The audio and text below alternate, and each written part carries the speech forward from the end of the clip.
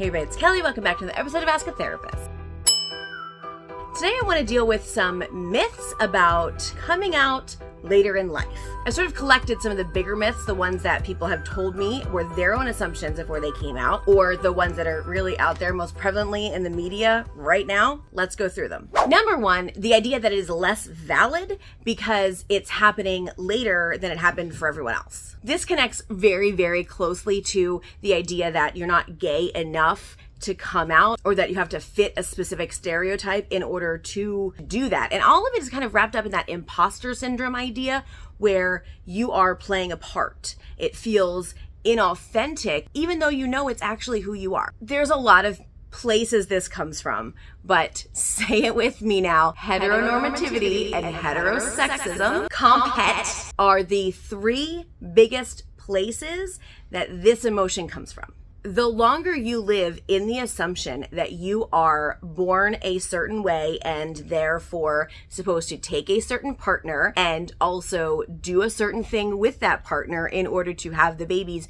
you have to have, the longer you live in those assumptions, the harder they are to get rid of. So the feeling of not being queer enough to come out later in life, or not coming out later in life because you don't feel queer enough, is very much related to those emotions and to those assumptions that you're born into all over the place. There are some countries that do a better job of this than others. There are some families that do a better job of this than others. But the assumption that your existence in the LGBTQIA plus community is less valid than those who came out in their younger years is absolutely incorrect. All right, number two, I hear this a lot. It's too late. Maybe you're a woman who's married to a man and you know you're going to stay with that man because that is the partner that you've chosen and you're happy, but you're bisexual and you assume, well, it's too late to come out now, right? Or maybe you've figured out who you are and you've left your spouse, but to come out to everybody and explain who you are and explain why you hid it for so long is a lot of work, and it kind of feels, again, too late. It is never too late to live authentically. Never.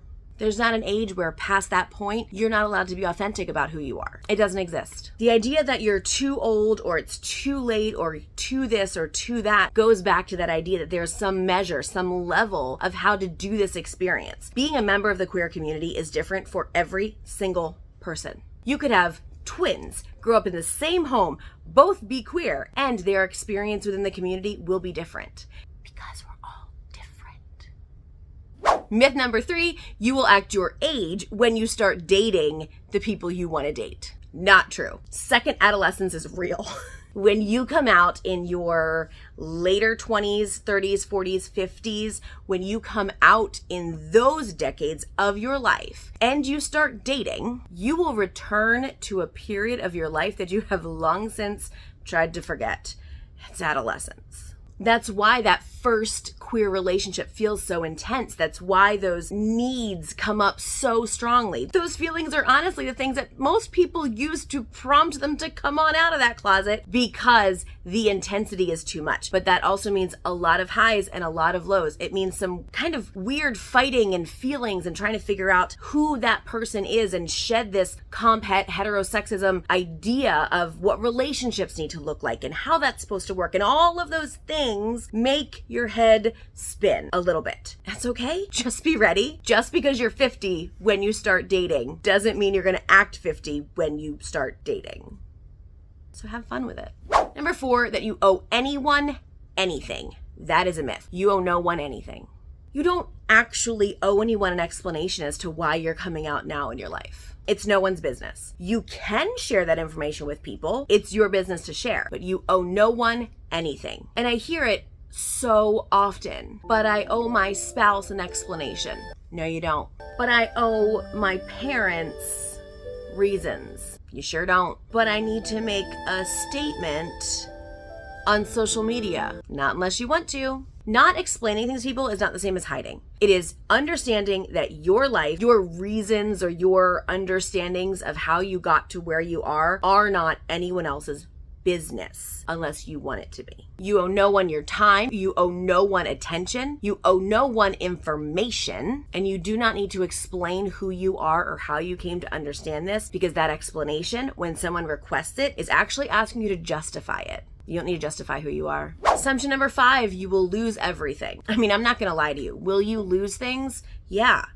But we always lose things when things in our life change. Think about it. If you change your job, if you move house, if you have a kid, if your kid leaves the house, you're gonna lose things. Things change. Relationships and friendships end all of the time. If someone decides to leave your life because you are living the truest version of you that you possibly can, why are we sad about that? Be sad about it. Have your emotions. Miss the people who have left. Those are all very understandable, very necessary things for you to do in order to do your journey the way that you need it to happen. That idea that you're going to lose everything. You won't lose you. In fact, you're going to gain you. You're going to gain a better understanding of who you are and what you want that to look like. And that's huge, because how many of you out there in your life of comp het and heterosexism have lost yourselves in the idea of making everyone else happy and comfortable?